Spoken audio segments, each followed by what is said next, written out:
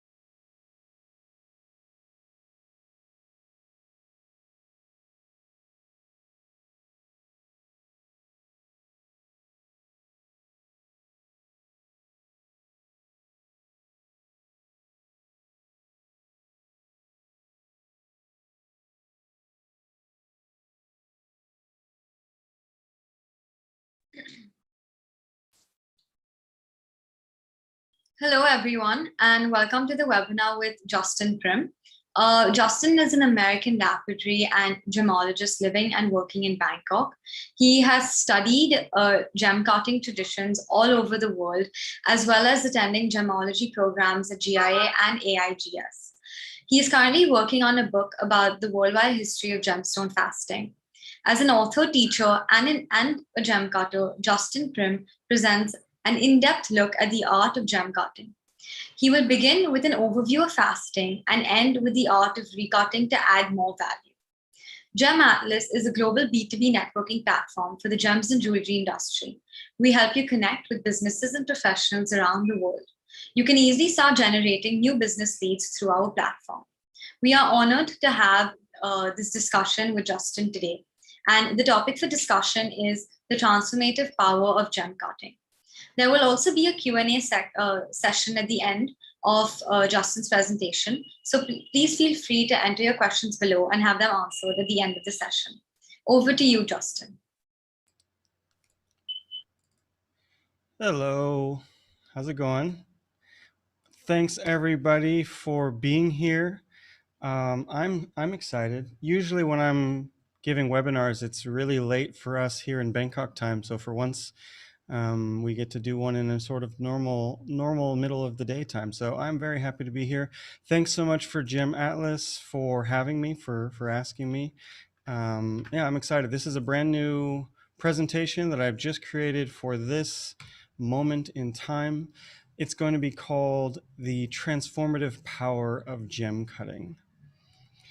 So, as she said, my name's Justin K Prim. If you haven't met me before, then hi, welcome.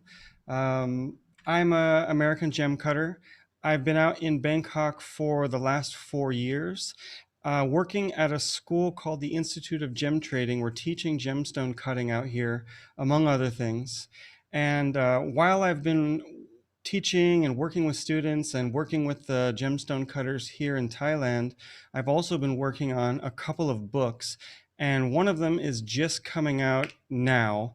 It's called The Secret Teachings of Gem Cutting, and I'm very excited about that. We've been really learning a lot about gem cutting as we write these books and we write these articles and go around the world meeting different gem cutters. So it's been kind of an amazing journey over the last few years. And a lot of that stuff that I've learned has gone into today's talk and some of the other talks that I've done before. So aside from just teaching, I've also been going around the world training. So every time I meet a gem cutter or a master cutter in a different country, I try to take some time and learn their techniques, learn their styles, learn the unique way that they're cutting gemstones so that I can kind of put that back into my own research, into my own classes and stuff like that. And aside from the lapidary training, I also have a background in gemology through GIA and AIGS here in Bangkok. So today, the transformative power of gem cutting. So a lot of people think that, and let me make sure that I shared this correctly. Yes, I did. Okay. So a lot of people think that gemstone cutting is just only, one part of the whole chain of events that take raw materials out of the earth and bring them to the consumer in the retail sector. But I would argue actually that gem cutting is actually not just a small part of a larger manufacturing chain, but it's actually the heart that the gem and jewelry trade revolves around. So without the gem cutter, gemstones could not be used in jewelry. Without gem cutting, jewelry would only be precious metals with no stones. And without gemstone jewelry, in my opinion, at least, there really isn't much jewelry left to choose from. So what I want to talk to you guys about today is the gem cutter and how much power the gem cutter has over the materials that they're cutting, and how one gem cutter might take a relatively unimpressive looking piece of rough, such as this Umba sapphire, which looks a little gray and a little dark, and maybe if you hadn't seen one before, you wouldn't really think that something stunning would come out of it. But actually, through the gem cutter's art and the gem cutter's knowledge, we're able to turn that same stone into something like this. A dazzling and colorful work of gemstone art.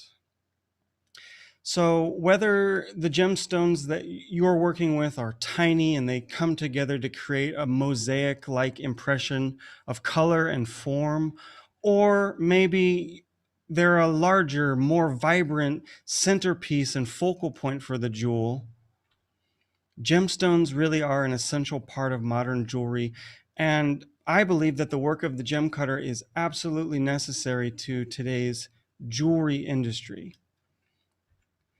Gemstones are cut in many ways in many countries all over the world, and we can thank the skill and the ingenuity of all these gem cutters for supplying us with the stones we need to create our beautiful pieces of jewelry.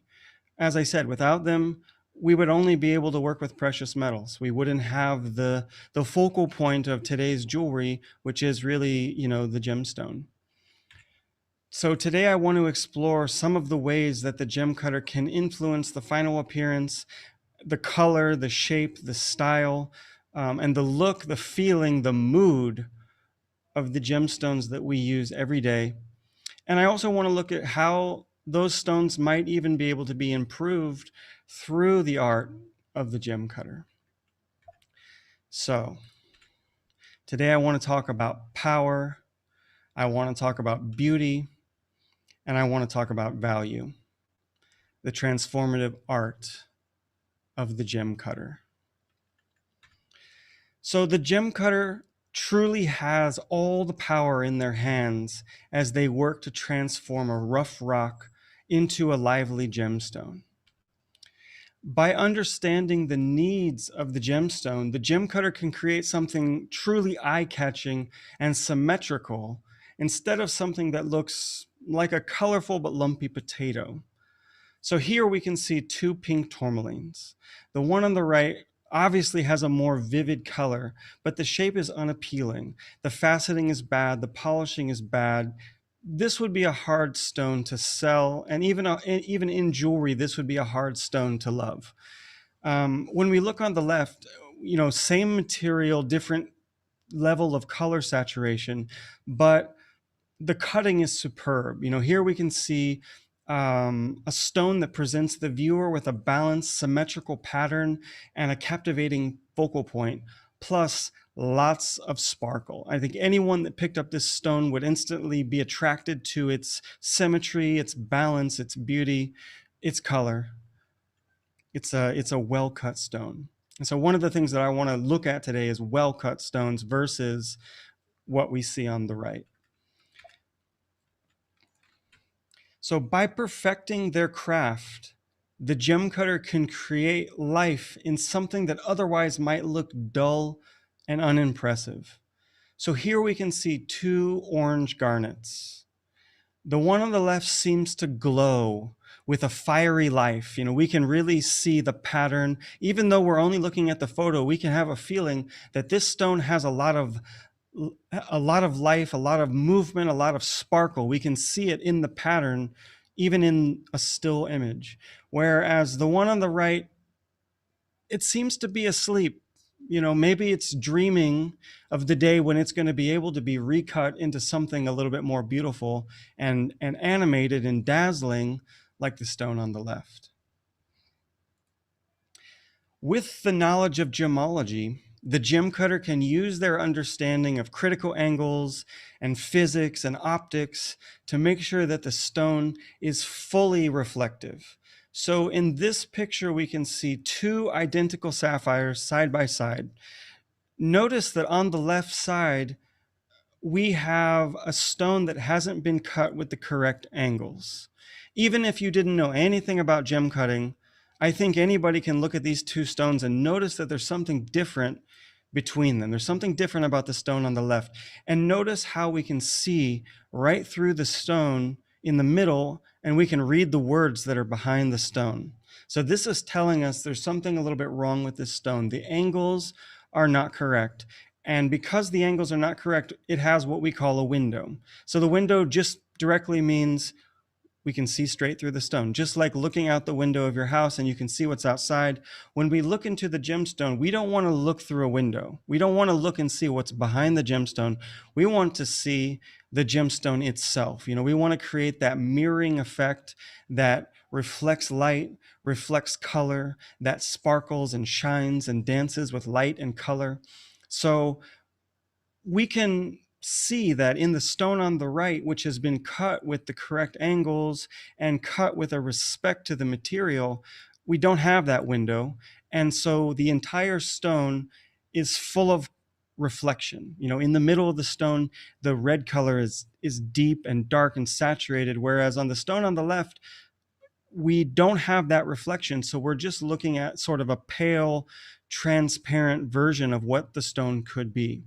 So the stone on the left could do with a makeover so that it can be recut in order to look like the stone on the right.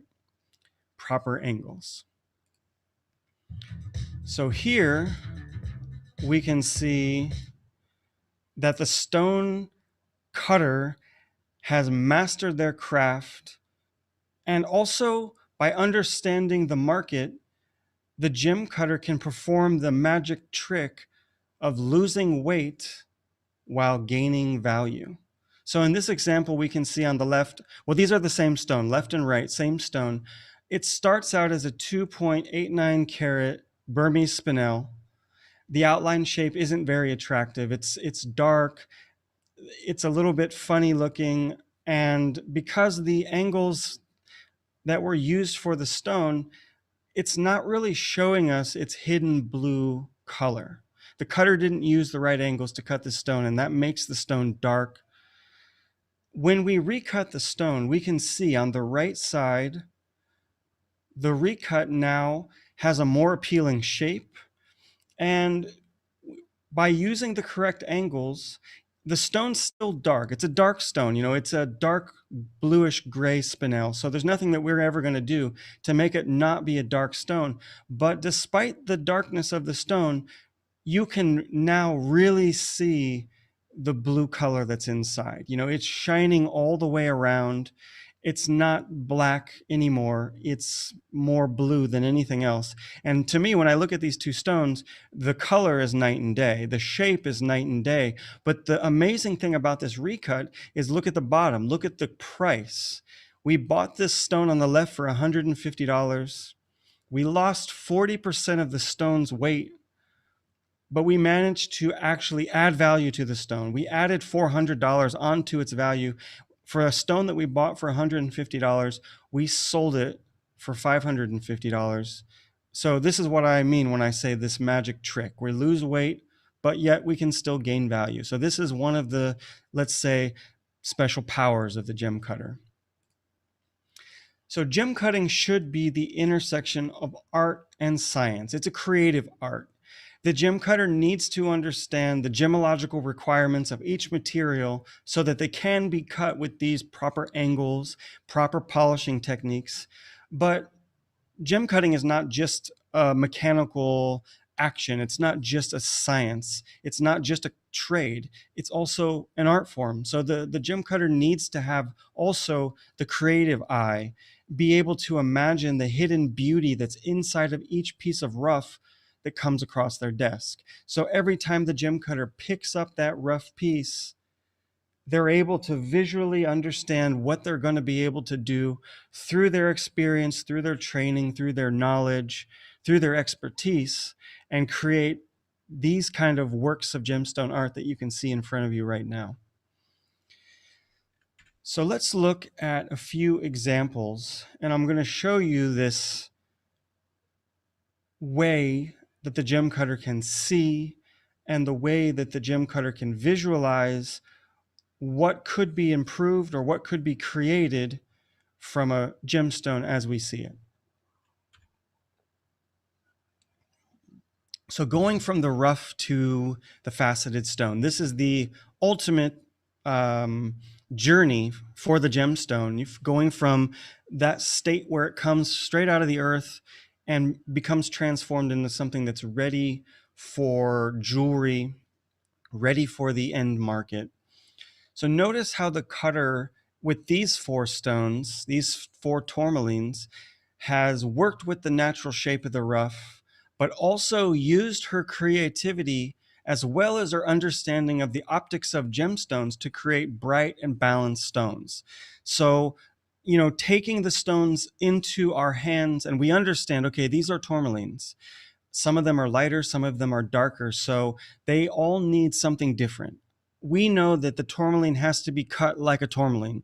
We can't cut it like it was a quartz. We can't cut it like it was a sapphire. We definitely can't cut it like it was a diamond. It needs its own special angles. And you can see here that when we look from the rough on top to the cut stone on the bottom, the cutter has truly brought out the life, brought out the color, brought out the brightness and the brilliance of each stone. You can see that each stone gets brighter from the rough to the cut, but it also gets more dazzling. It gets more sparkling. And this is really what we want out of our stones. Not just weight, but not just brightness either. We want color. We want life. And we want to balance that with yield as well, because of course, gemstone is a business. Okay, so in this example, we're seeing another one of these Burmese gray spinels. This time, instead of being a sort of bluish gray spinel, it's more of a silvery or just a pure gray spinel. There's not really much color here. And when we look at the stone on the left, we can see, again, the outline shape is a bit unusual. It's not balanced. It looks a little bit unpleasant, at least to my eye.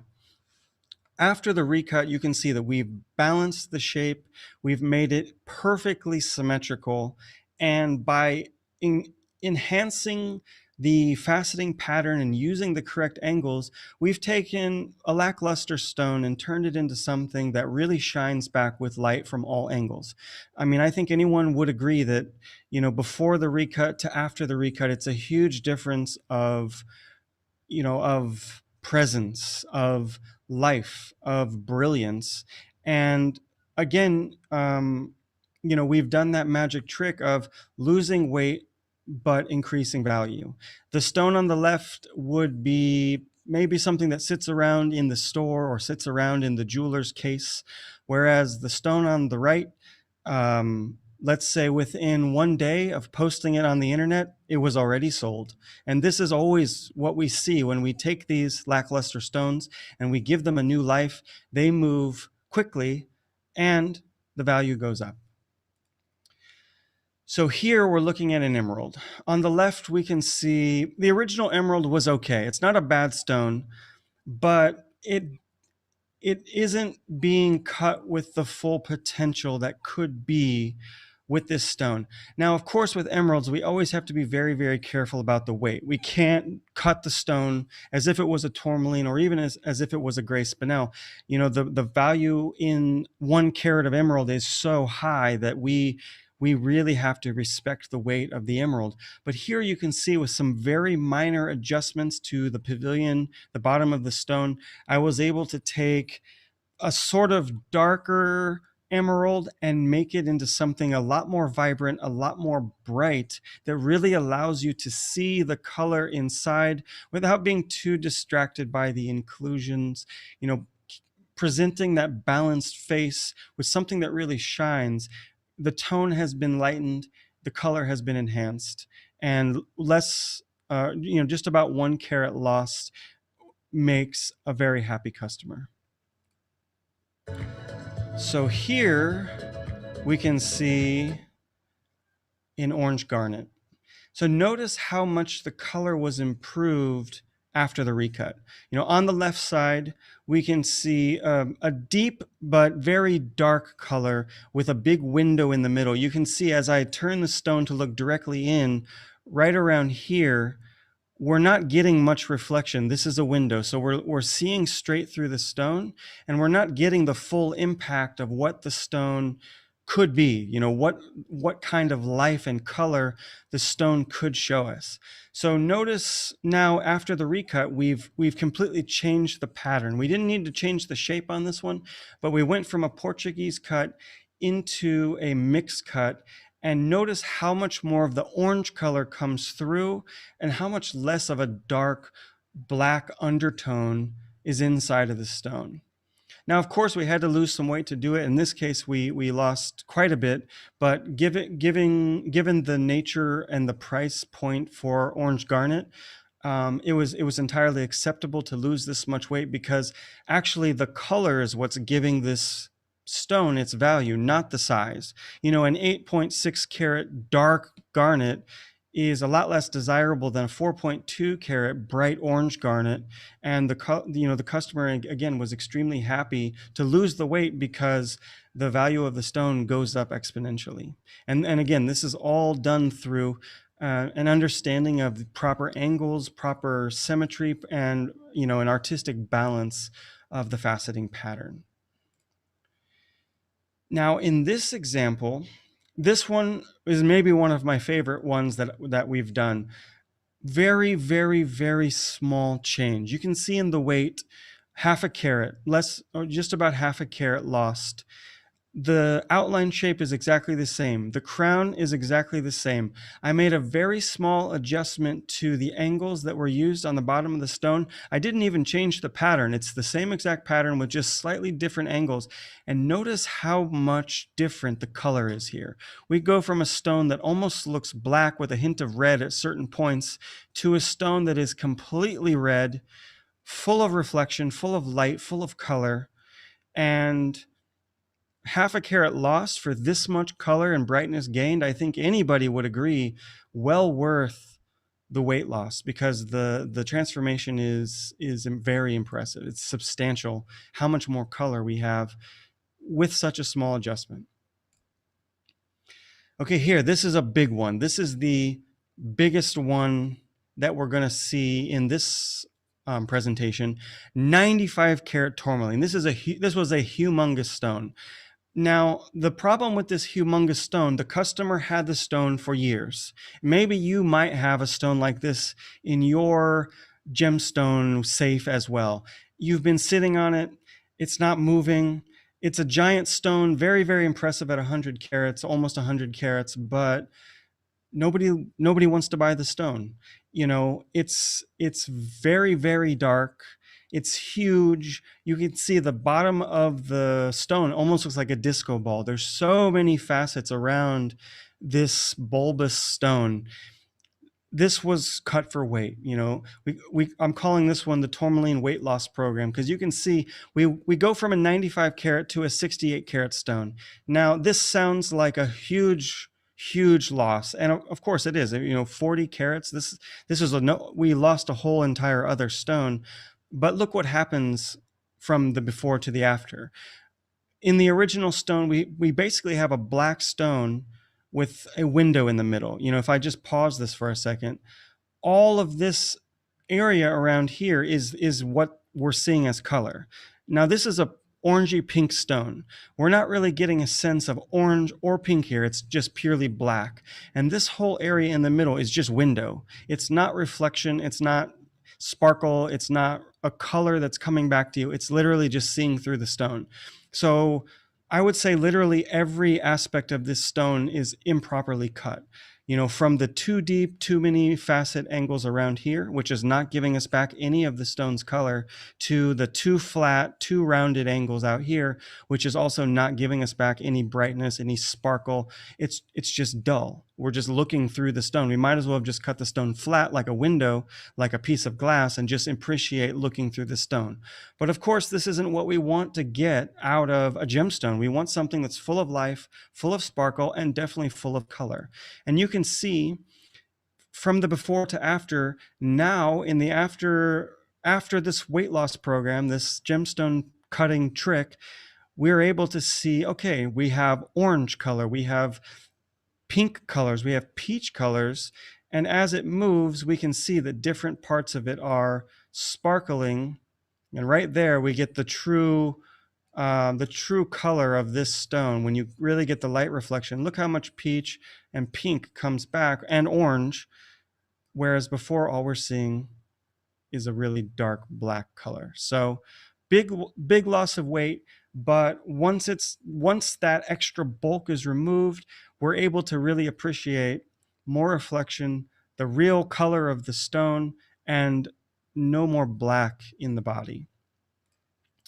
So, okay, we've seen some nice pictures. We've seen some nice before and afters. Let's actually look at, how does this magic trick work? How do we go about losing weight while increasing value? I'm going to show you two examples where I really break it down here, and we're going to see how this looks from a price point of view. So here we've got a hot pink spinel. This belongs to my buddy here in Bangkok, Asia Lounges. So he was kind enough to give me some sort of behind the scenes information about this stone. So hot pink spinel, sometimes called Jedi spinel. You've probably heard about these stones because they've been a very hot topic in the last couple of years.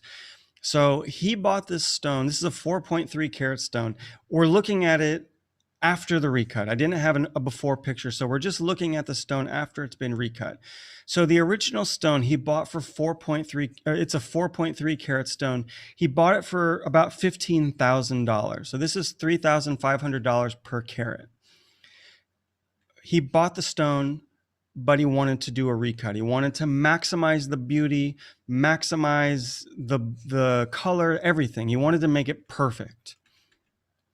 So we recut the stone, lost 1.7 carats. So based on that original price per carat, we just lost $6,000, right? We lost 1.76 carats at $3,500 a carat. Maybe if you didn't have an idea that what was going to happen, you might be getting very nervous. Losing $6,000 off of a $15,000 investment. This is almost half the value of the stone.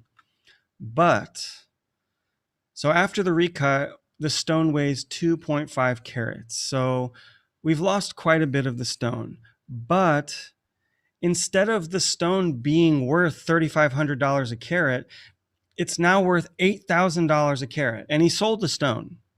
He sold the stone for $22,000. So he added $6,900 onto the stone, even though we lost, a significant amount of the weight. How is this possible? How can you lose, let's say, almost half the stone and add such a huge amount of value onto the stone? It all has to do with color, brightness, shape. Before the stone, it wasn't really showing that hot pink color. It was pink, but it was dark. It wasn't showing off the true beauty and the color, the brightness. So once the recut happened, the material was the same. It was clean. It was an amazing pink color, but now because it has proper angles, it's really shining. It's really bright, and the outline shape is good. It can be now used for the highest end jewelry. This stone went straight to Paris and went into a very high-end piece of jewelry. So this is how a stone goes from mediocre to amazing and finds the highest markets. Now, let me show you another one, not so high value, just so we can get an idea about a more common stone. So we're looking at a spessartine garnet. Nice color, not so expensive per carat, only $800 a carat. So we're looking at, sort of a medium range stone, $6,000 for the stone. Again, this picture is after the recut.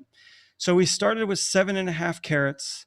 We lost 2.5 carats. So by the original value, we just lost $2,000 off of a $6,000 stone. So that's a quarter of the original value. What's going to happen? What do you think? So we end up with a 5-carat stone, and we started with a $6,000 7-carat stone. Now we're ending with a $7,000 5-carat stone. So we went from $800 a carat to $1,400 a carat. And again, this is coming back to improving the beauty of the stone. So this original stone had some inclusions that were very distracting and were able to be removed by doing the recut. So we improved the clarity by improving the angles on the bottom and top of the stone, as well as improving the polish. We have improved the color, and also now this shape that was less than perfect. As you can see now, it's a perfect oval shape that anybody would pick up and fall in love with. We've got a stunning, bright, reflective orange color. And as I said, we have done a true magical trick here by losing a quarter of the weight, but increasing the stone by $1,000 total value. So that's just a couple of examples, just to give you guys some ideas about the power of gemstone cutting, the kinds of abilities that the gem cutter has in their arsenal when they truly know what they're doing as far as how to cut the stone, how to understand the gemological and physical requirements of the stone, as well as perfecting and honing their craft and being able to create a perfect shape, being able to apply a perfect polish, and also being able to create a balanced faceting pattern that really works for the material and works differently than we might do for every other type of stone. So that's just a quick glimpse into the power of gem cutting for you guys. Thank you so much for joining me. And I am now going to take some questions. I'll go into the Q&A. So if you guys have any questions, I see there's already a few in there, but feel free to put some in. And you guys can find me at some websites, Instagram, all the social medias. If you're not following me, if you haven't met me, I'm sharing this kind of information all the time through Instagram, through Facebook, showing a lot of the before and after pictures and some of the journeys that these kind of gemstones go on, as we have customer stones coming in here to Bangkok and then going back out to countries all over the world. And so a lot of the stuff that I mentioned here today is in this new book that I mentioned, The Secret Teachings of Gemcutting. So this is up on Kickstarter right now. We're pre-ordering this. So if you guys are interested in going deeper, the book is definitely the way to go. So let me check out some of the Q&A here and see what you guys are thinking about. So first question, this is from, and apologies if I mispronounce some of your guys' names. Yasiru, he's asking, do you cut gems according to calculations? I would say yes. You know, as I've just shown, we're really taking into consideration the angles of each stone. Every type of gemstone material, from, you know, quartz to aquas to emeralds to tourmalines to spinels to sapphires to zircons, all need different angles. They all need different proportions. They all need different kind of faceting patterns, even, in order to really bring out the pure beauty of that stone. You know, we want to be able to get color, we want to be able to get brilliance and brightness, and we also want to keep the weight.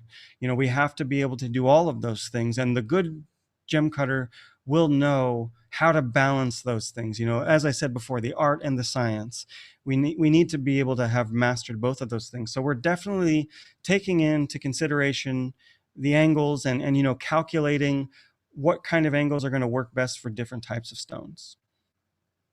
Okay, next question from Barry Mixon. You keep talking about angles. Where does somebody get that type of training? I'm in the US. Good question.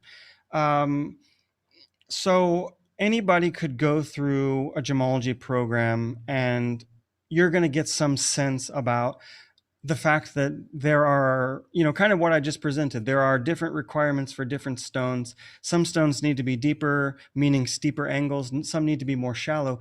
Where do you actually learn, though, those specific numbers, those specific ratios, and even the specific patterns? So yeah, we've got a school out here in Bangkok, IGT, the Institute of Gem Trading. So we're teaching these exact types of things. We've got a 2-week course where you can learn gemstone cutting. Of course, though, you'd have to come out here to do that. So if you're in the US, I would say definitely you can see the book on the screen. This has a lot of this type of information. I've put, you know, kind of a whole crash course in the beginning of the book of, you know, how to understand yield, how to understand the angles that different stones need, how to understand refractive index and critical angle, and all of these sort of scientific aspects of the stones. And then I've given you 50 different designs with different height ratios. So you've got deep ones, you've got shallow ones that are going to work for different types of stones. So I would say that's a good place to start. Definitely, you know, find me on Instagram. I'm posting stuff, you know, educational content on there all the time. So that's a good way to get a little bit of a taste. And then we also have some online classes that we do as well. So you can get a hold of me later about that. Okay, so next question. This is from Amrish Burton. He says, so we know that gem cutters need to maximize profits for their clients. This is usually done by favoring carat size over cut, which is often result in large windows or nail heads. The thing is, usually not beneficial. So my question is, are there any new cuts playing with angles, numbers of facets that are being developed to maximize both carat weight and cut quality instead of having to recut, etc., with values improved? Also, if yes, how do the new cuts fare against the market, especially high end? Great question. And I've got great news for you. Actually, there are definitely new cuts and lots of different types of cuts, but it's not always just about the cuts. It's really about the angles. A lot of the cuts that we're using in our studio are really the classic cuts. And the ones that I presented here in the book they're really the classic cuts, but it's really about kind of changing our philosophy a little bit, because, you know, as I've shown in some of those previous stones, bigger stone doesn't always mean more value. Sometimes it does. You know, usually in the world of rubies, bigger stones do mean more value, as long as the color is right. You know, if you have a bright red stone, it's big, you know, the bigger the better. But, you know, as we saw in that 96 karat tourmaline, the bigger stone was not worth more than the smaller stone because the color was undesirable, big window, the big fisheye, the customer couldn't sell it. He had it for years sitting in his showcase. He couldn't sell it. So, I think we really need to try to change our mentality about thinking that bigger is always better, because it's not true. There has to be a balance, right? Like, you can't lose 80% of your stone in order to create a bright, brilliant stone, but you also can't try to keep 90% of the rough in order to create an ugly big stone. So there has to be a middle ground. And I think, the best cutters know usually where that middle area is.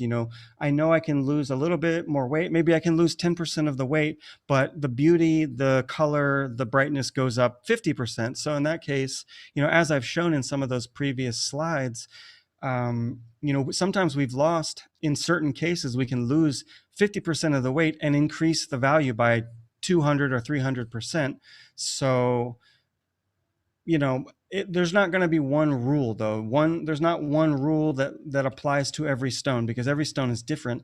And that's really where the mastery comes in. The difference between a beginner cutter and a master cutter is knowing when to lose more weight to get more beauty, and when to keep more weight, because you're not going to be able to get anything more than what you're already seeing. And that comes with experience. Okay, next question. This is from Ashley Jones. How does one start their journey into gem cutting or seek mentorship? I already have gemologist certification, but I'd love to get started. I think having the gemology training is great. This is not the way that I started. I did it the other way. I started as a gem cutter and then went to gemology school later, because I sort of understood that I needed to know more. I knew how to cut stones, but I didn't know anything about the science. I didn't really understand the difference between the stones, like, oh, I've got an emerald, I've got a demantoid garnet. They're both green. What's the difference? And of course, there are really big differences between a demantoid garnet and an emerald. They need different angles. They need a different kind of handling, and they need different treatments sometimes as well. So having the gemology information is good, but then finding that, as I was saying before, finding a class, finding a mentor, finding a book such as the one on the screen, these are all helpful. I mean, the best thing you can do is find a teacher. Like for me, I started as a self-taught cutter, but when I moved to Bangkok and I really started working with Thai cutters, Sri Lankan cutters, French cutters, that was when really my apprenticeship started. That was when my mentorship started. And that's when I saw my development as a cutter, just grow astronomically. So if you can find someone around you, or maybe, now we're kind of living in the world of Zoom and video calls. If you can find a cutter who will be able to give you some time, either in person or with a good video, webcam experience, you're going to be able to learn a lot that way. I mean, there's a lot of great books out there. There's a lot of great videos on YouTube that will get you started. And then of course, we've got classes out here. There's some people teaching classes in various other parts of the world. But I would say if you're trying to get there fast, a class would be the best way. Or if you can find a mentor, that would be amazing as well. And of course, the better the mentor, the better your experience is going to be. So if your mentor is a beginner, you're only going to be able to go so far. Okay, next question. This is Nusser Manan asking, how do you identify a stone? How do you identify if a stone is worth a recut? This is a great question. Very difficult question to answer, because every stone is different, and it's really going to take having the stone in your hands. I mean, we get so many people that are messaging us online, Facebook and WhatsApp and Instagram, sending us videos saying, what can you do? How can this stone be improved? Can you make it better? And sadly, I almost always have to tell them it's really hard for us to look at a video and understand what we can do. The gemstone is really a 3D object. It's not just how it looks from the front or how it looks from the bottom. We really have to take it in our hands, and in our lighting environment that we're used to, and in the color of the light that we're used to, we look at the stone, we look at the proportions, we look at the angles, we look at the symmetry, everything. We look at every part of the stone, and we try to understand what's wrong with it? What's the customer trying to get out of it, or what are we trying to get out of it? And then we try to think about, is it possible? Sometimes you can improve a stone, and this is the worst for us as cutters. We always want to make the stone better, but sometimes it's not possible. The stone is too dark. The stone is black. The stone is so flat that you're going to lose all of the stone in order to get the angles better. So it really takes some experience to look at the stone and say, yes, we should recut it, or no, we shouldn't.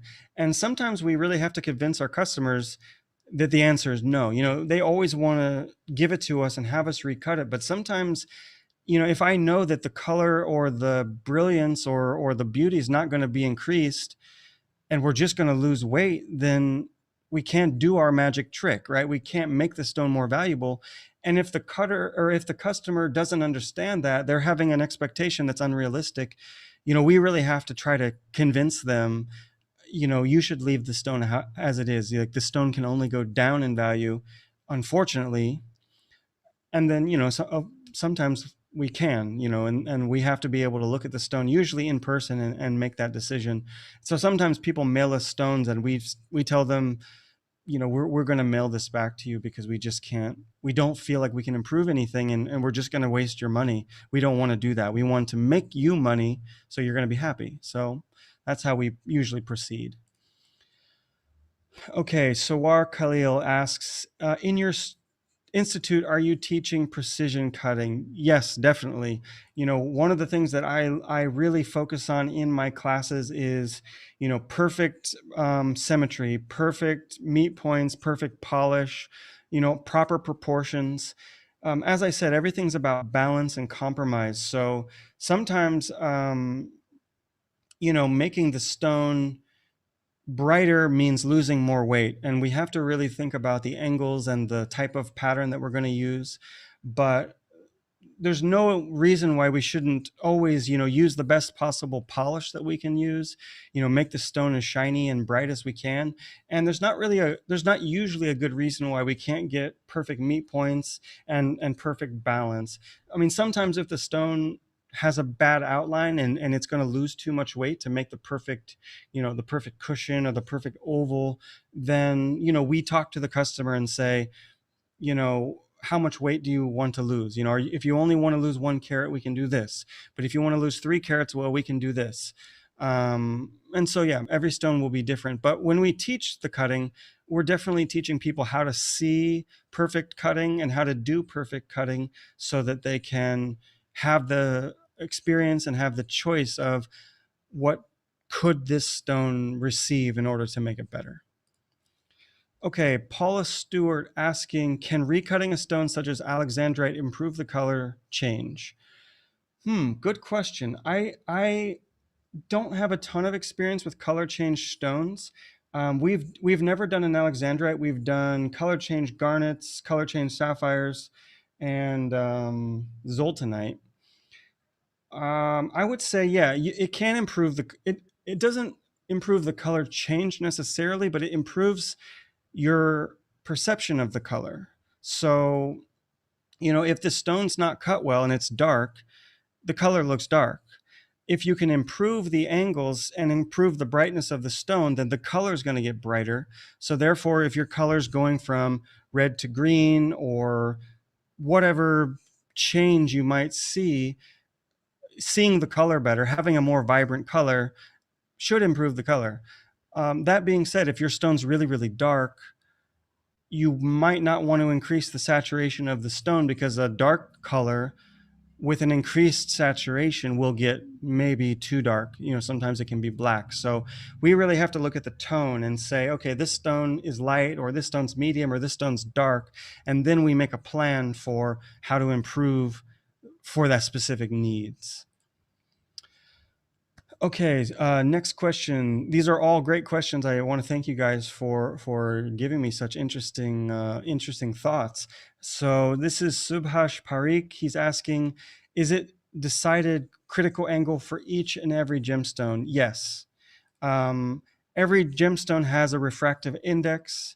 That refractive index that's kind of how the gemologists that's how they test gemstones to try and figure out what they are. One of the tools that they use is the refractive index. So every material has a refractive index. They're all different. So, the diamond refractive index is high, the sapphire one is a little bit lower, the emerald one is much lower, and the amethyst and the citrine are very low, on the scale of jewelry gems. So every stone has that specific number of RI, refractive index. That's how much the light bends when it goes inside of the stone. And so with the critical angle comes directly from the refractive index. So for instance, the critical angle of a sapphire is like 35.5, whereas the critical angle of a citrine, I think, is something like 40 or 41, something like that. So if you cut a citrine with the same kind of angles that you're going to use for a sapphire, 35 degrees, you're going to make a window. You can't cut a citrine or an emerald with sapphire angles. They don't work that way. You could cut a sapphire with citrine angles because the citrine angles are deeper. They work for the sapphire. Same as a diamond. You could cut a diamond with a sapphire angles, but you couldn't cut a sapphire with diamond angles because diamond angles are a lot more flat because the RI is higher. So yeah, you really need to understand the angles that each stone can have. And I've got a whole chart of those in my book. So if you need to know, you can do that way. Okay, Victoria B is asking, how do you minimize carat weight loss when recutting a gemstone? Excellent question. This is really the most challenging thing.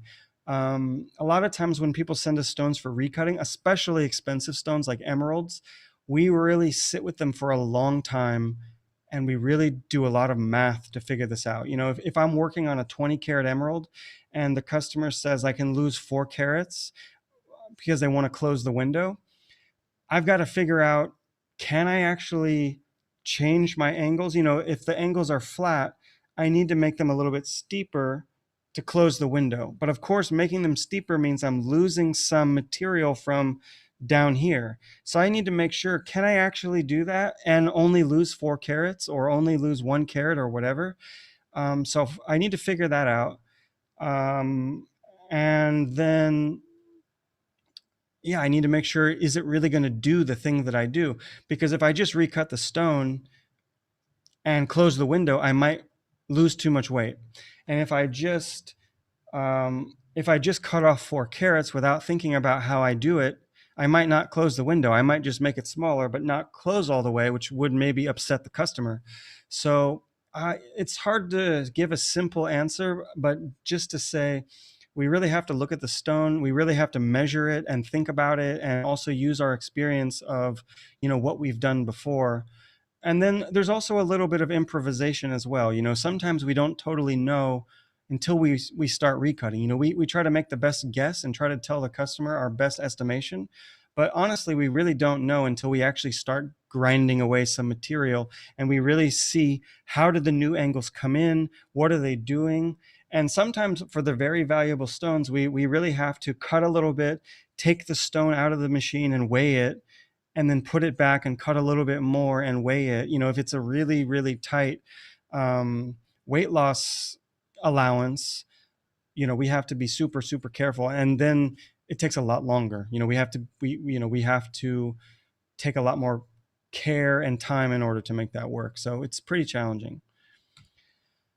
Okay, Hitesh Verma asking, not all gem cutters are professionally qualified, still they bring out good cuts. Any reason why they're able to master this art? Example, gem cutters from Jaipur.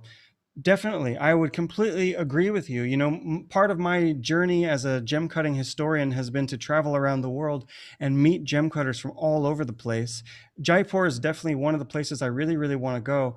I haven't been there yet, but I've been to, let's say, some of the cutting houses in Sri Lanka, and definitely the cutting houses here in Bangkok, where I would say almost none of the gem cutters are professionally qualified. They don't, from the Western point of view, they don't know anything about gemology. They might not know anything about the angles they're cutting with. And in the case of, I think in Jaipur and in Bangkok, the types of machines that people are using, they don't even tell you the angles anyway. So even if you knew all of your gemology and all of the kinds of stuff that I'm talking about in the book, the machine wouldn't be able to tell you the angle anyway. But that being said, some of the best cutters in the world are in Jaipur or in Bangkok or even in London and France, where they also have these sort of old-fashioned machines and they don't know the angles, but they're cutting some of the best, most beautiful stones in the world. So that's really going to come down to, having, let's say, hundreds, if not thousands of years in the case of Jaipur and in the case of Sri Lanka. These guys have been cutting gemstones for thousands of years. Every time a master trains a student through those thousands of years, they're learning all of the same stuff that we learn through modern science.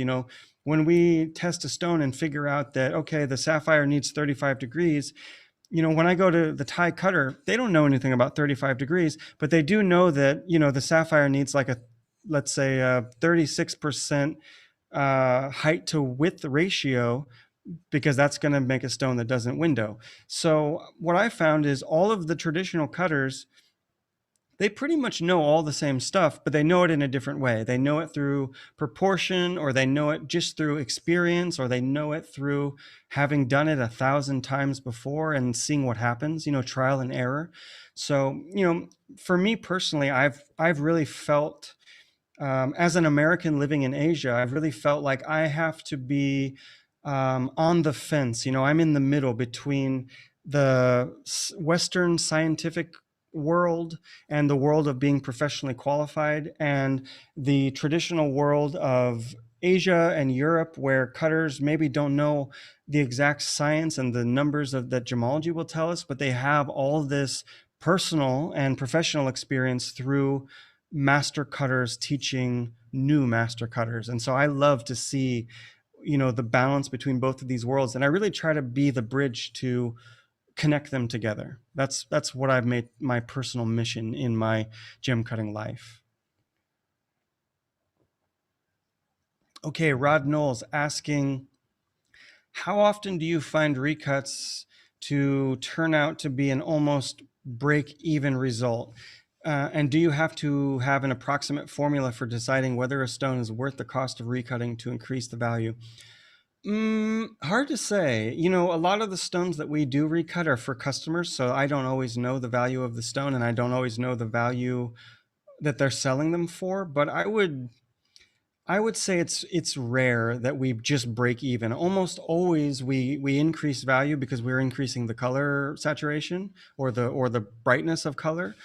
I would say there has been a few times where I think that the recutting has been worse. I think there's a few times when we've lost value, and usually that has to do with the customer insisting on the recut, even though we've kind of counseled them not to do it. I know recently we did a really big spinel recut, and we kind of told the customer we don't really think that we should do the recut.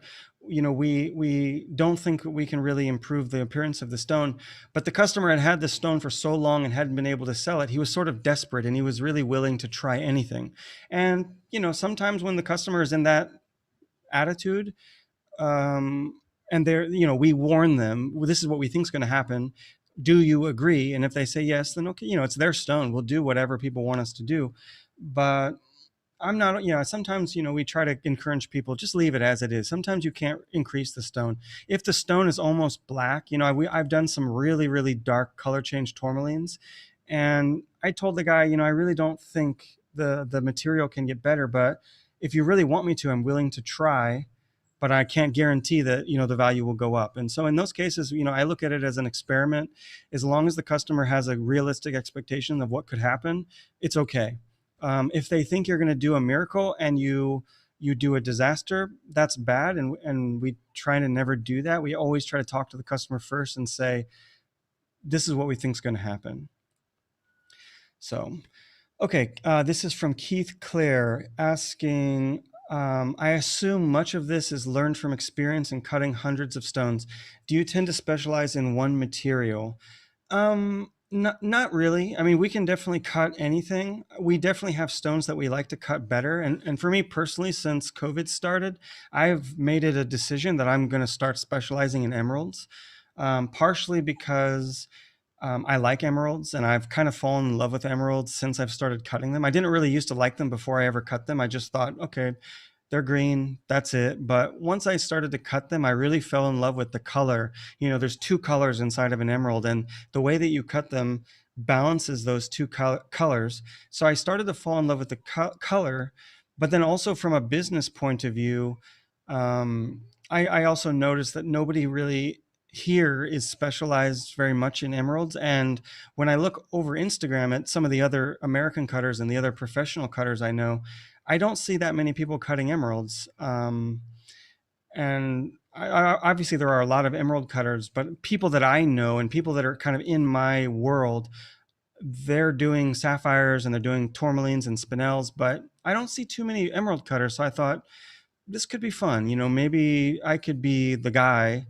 When all the other older master emerald cutters are gone, I can be the next one. So I've kind of decided for myself that I'm going to specialize in emeralds, but we still cut everything, and whatever people send us, we enjoy usually. That being said, I guess the one thing I don't really like to do is quartz. We try to stay away from quartz. It's kind of a pain in the neck for polishing, and the value of quartz is usually a little bit low for the prices that we charge, so it doesn't really usually make sense. So in that case, we try to use some of the factories here that we've partnered with in Bangkok so that we can kind of keep the prices a little bit lower for the lower value stones. Okay, Josh F asking, how do you determine gemstone prices and how much we should purchase them for? This is a great question, and I am not at all qualified to answer this question. This is probably my worst kind of level of expertise. Most of the time we are just purely cutters. We're cutting other people's stones, so we don't always know the price that they're worth, and we don't know how much they sell them for. We do cut our own stones and sell our own stones. So, we've learned a little bit about specifically, the prices of emeralds, the prices of certain kinds of sapphires, but I don't have a good answer for this. Usually whenever I have a stone and I don't know what it's worth, which is most of the time, I usually just call some friends that are gem dealers who are buying and selling every day. Obviously the prices of stones change all the time. They might change every year, every month, every season, maybe even every day, depending on, the supply and demand. And of course, right now during this pandemic time, the prices are just crazy, and some are going up, some are going down, depending on a million other factors. So I don't really have a good answer. If you're in North America, there's the Gem Guide. There's a magazine called the Gem Guide, which I know some people use. But here in Bangkok, the Gem Guide doesn't work. The prices in the Gem Guide are not at all priced for Asia, and they don't help us. So usually I just phone a friend. That's my best answer. Okay, Kalyani Lama asks, is it possible to see you working from beginning to end on a stone? Actually, yes, you can. I've got a ton of videos on YouTube. If you type my name in on YouTube, Justin K Prim, I've got a whole playlist of videos. Some of them are like abridged, like you can see me cutting a whole stone in 5 minutes. And see all the steps. But I've got some really long ones on there from the beginning of COVID. I was doing some live streams where you can see me cutting the entire stone over the course of like 3 or 4 hours. So if you really want to see the entire process in real time, there's a couple videos like that up there too. So yeah, find me on YouTube. YouTube is like my favorite social media right now. That I've really been focused on making videos since COVID started, trying to be as educational as I can since the school's been closed here. I'm just trying to make a lot of really fun educational videos. So definitely look on there for that kind of stuff. Okay, Osman Fauzen asks, why windows occur? Good question, really good question. I think a lot of people really don't understand. It's pretty simple though. As I said, every stone has a specific RI, right? Every material bends light in a specific way. Some bend the light more, some bend the light less. And so depending on how the light's bending when it goes into the stone, we might need to have a deeper pavilion, or we might need to have a more shallow, or I mean, we can have a more shallow pavilion. So it's really going to depend on the angles. You know, if your stone needs to be deep and you cut it flat, you're going to get a window. If your stone needs to be deep and you cut it deep or even deeper, usually that's okay. Sometimes if it's too deep, it can make the stone dark, but it usually means either the stone's flat, like it's just really flat, or sometimes the stone's deep enough, but the angles are too rounded. Like a lot of times when I see stones in Portuguese cuts or flower cuts, they're so rounded that the last few sets of angles are just too flat, like they're almost parallel with the table. And so then the light just goes straight through instead of bouncing. And again, I have a whole section on this in my book explaining how this works and how to avoid it. Okay, Janice Snape asking, how are specialty fancy cuts valued versus common cuts at the same weight? This is a very tricky question. I can't give a simple answer to this because it really has to do with the market. So one thing that I haven't mentioned at all in this talk is market value.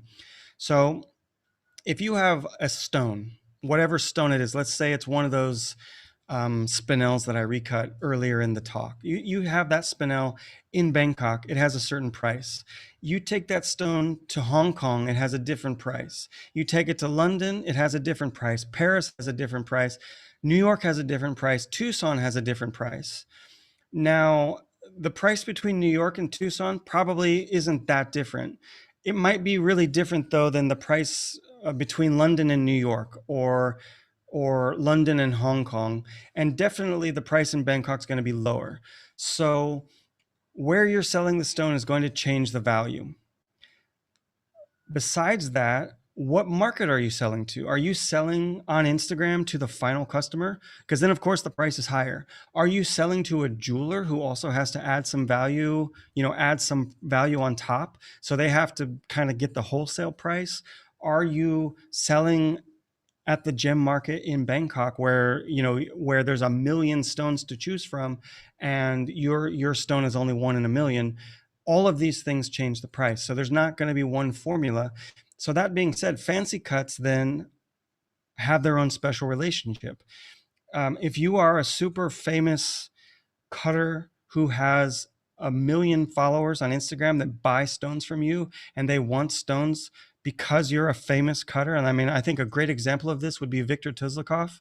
His stones are probably more expensive than anybody else's stones in the world because he's famous for creating amazing works of art, gemstone art.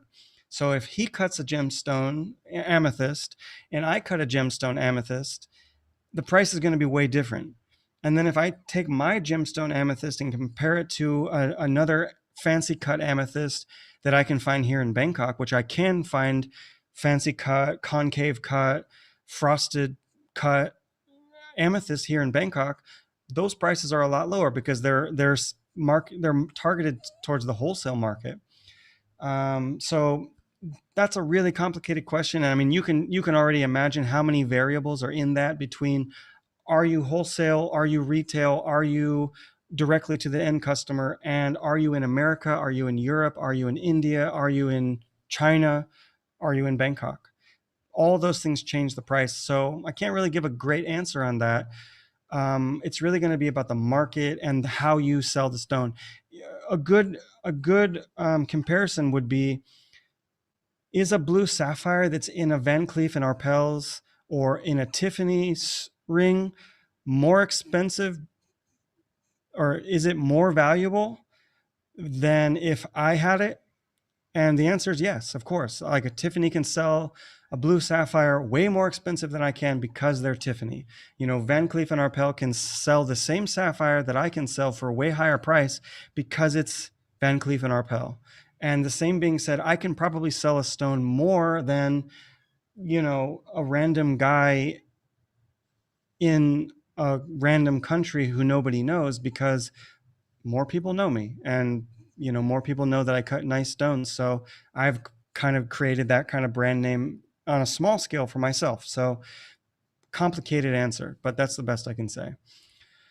Okay, the questions keep coming. I'm just going to keep going. Sawar Khalil asks, while you're live, I wanted to ask you alternative ways to buy your book. I'm in Sri Lanka. I totally understand. The book shipping is a little bit expensive. I'm sorry about that. I couldn't do anything better than what it is. The best idea, after the Kickstarter's over in October, I mean, after the books are printed and they're here in October, you can come and find me and avoid the shipping. If you're going to be in Bangkok or Tucson, or if I'm coming to Sri Lanka, or if I'm coming to Australia, or if I'm coming to India, I'm going to bring some books with me for sure. I'm always going to bring books with me now. So if I'm going to be where you're at, we can avoid the shipping that way. Or the other alternative right now, if you can find a bunch of people in your area, like I know there's at least 3 or 4 people in Sri Lanka that have already bought books. If you guys are all in the same city, you could put them all in the same box, change your Kickstarter to one of the bigger boxes. The shipping price goes way down. If you buy 8 books, the shipping price is like $12.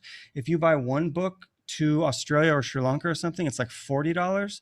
So that's a good way. If you want to get the book quicker, you can find a friend, put them in the same boxes. As long as there's more than 2, like 3 books up to 8 books saves money. So that's the best idea. Or try to come and find me. I'm in Bangkok. I'll have books here.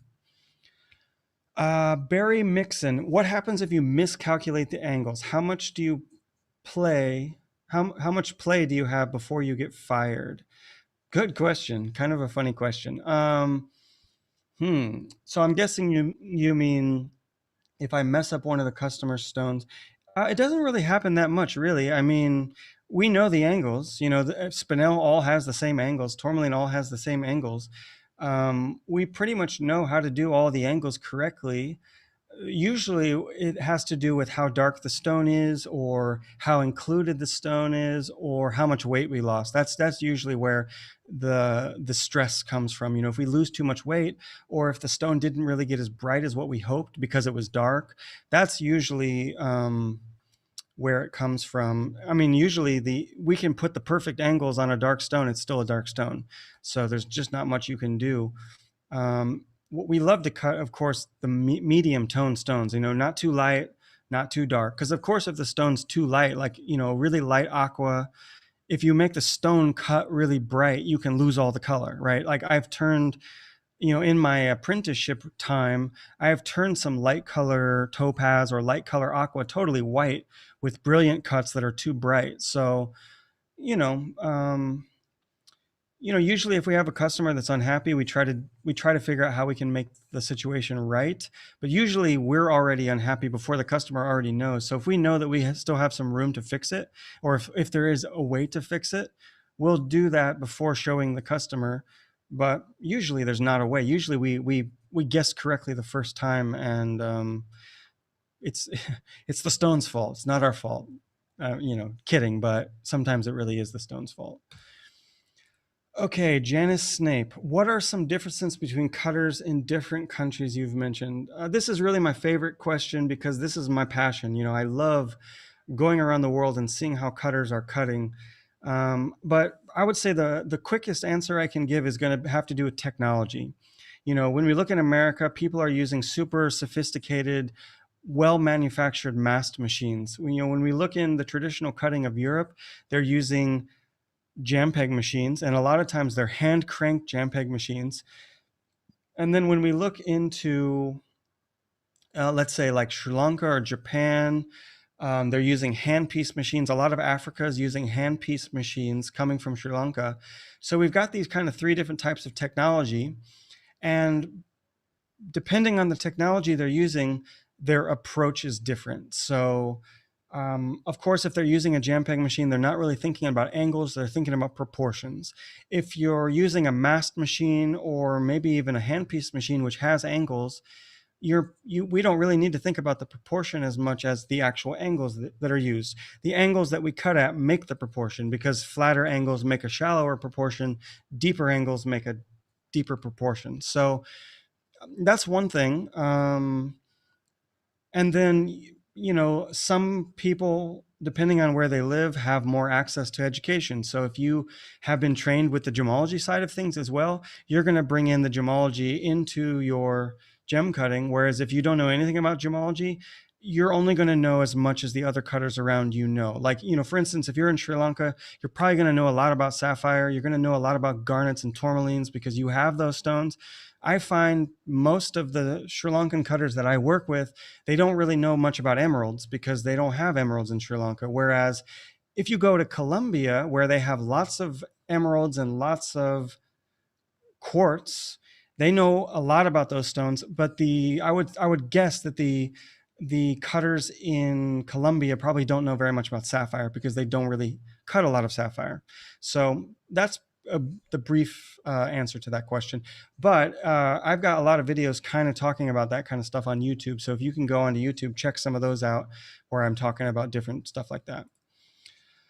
Darshan Singh, setup and cost required for gem cutting. I'm going to give out a really fast answer. $2,000. I've got a PDF that I can send you that has a list of all the tools that we use for our school. And I've made this list for my students. So somewhere around $2,000, you can get everything you need for a very good handpiece based setup that anybody can learn in like 6 weeks to 6 months. So maybe send me a message later, like on Instagram or Facebook, and I will send you the link. Or anybody that wants that link, I can send it later for a PDF with the whole shopping list.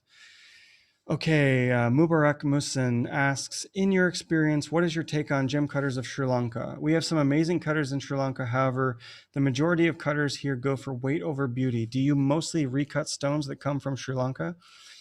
I got a really lovely relationship with Sri Lankan cutters. One of my main mentors is Sri Lankan, and one of my main partners for teaching in the school is Sri Lankan. So I've really adopted the Sri Lankan technique for my own. I'm using a Sri Lankan machine every day. So I've been there several times. I love Sri Lanka. I love the food. I love the people. I love the stones that come out of there.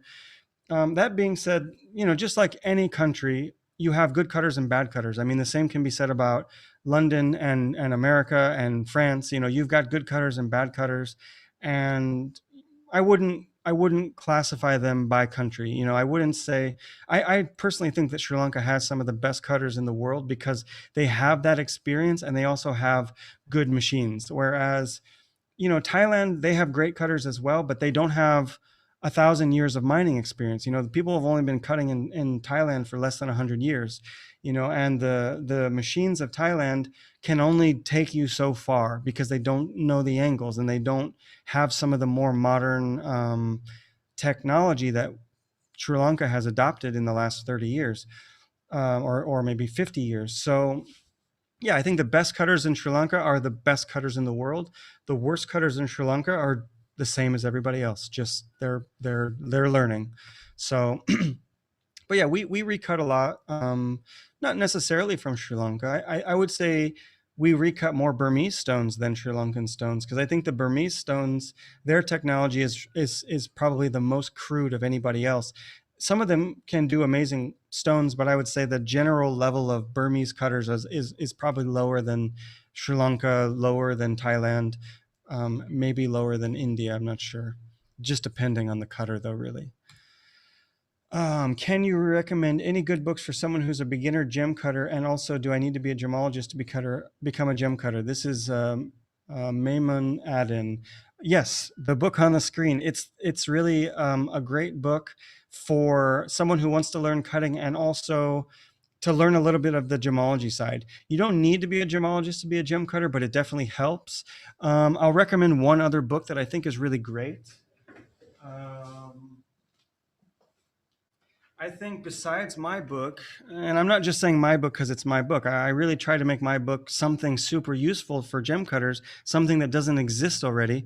But the other one that's really, really good, Amateur Gemstone Faceting Volume 1, Tom Herbst. You can get this on Amazon. You can get it. Yeah, I think Amazon, you can ship it around the world. It's like $25. It's only about cutting, but if you're learning cutting, this is a great book. It's like a whole class inside of a book. Amateur Gemstone Faceting Volume 1. That's my best recommendation other than the one you see on the screen. Okay, next question. This is Awadesh Melik.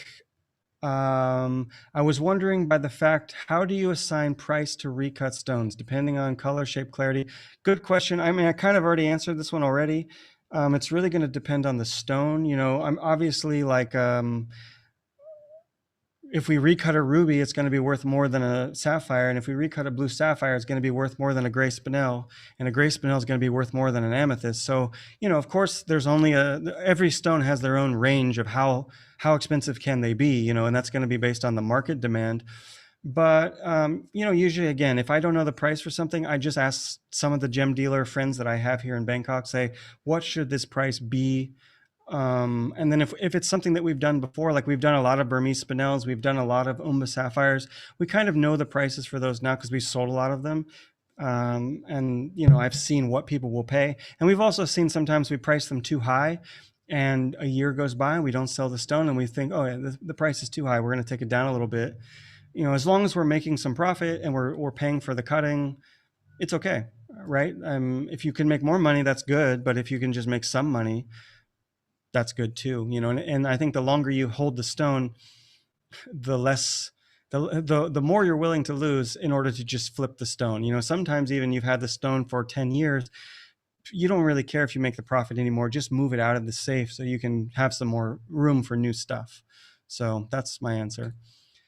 Okay, next one. We're getting Justin. Getting the list smaller. Sorry, I think we're running out of time. Okay. Let me just look through. I'll see if there's one amazing question that stands out. And then anybody who didn't get their question answered, you can send me a message on Instagram later or something like that. Average time it takes, let's say 6 hours. Cutting angles are good. Do you provide certificates? No.